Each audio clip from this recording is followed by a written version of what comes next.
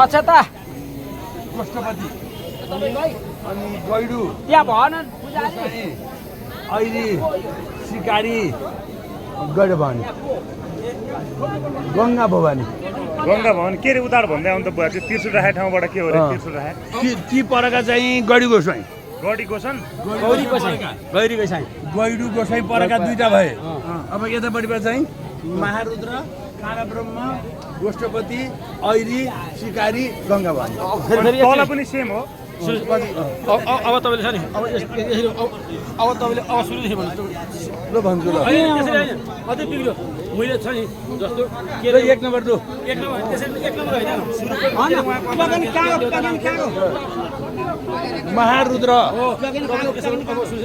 महारुद्र अनि काँडा ब्रह्म गोष्ठपति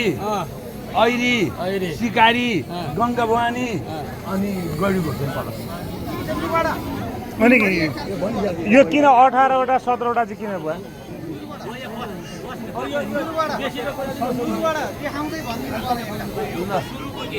महारुद्र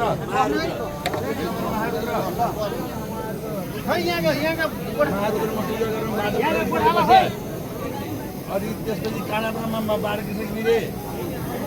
अनि गोष्ठपतिमा कम्पुसर घिमिरे त्यसपछि ऐरी सिकारी गङ्गा भवानी गैडु गोसाई गोसाई भने चाहिँ त्रिशुल भएको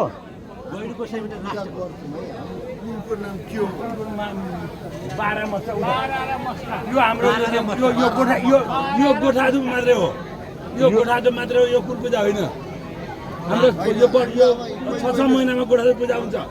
12 मस्ता कोही कुलको नाम के हो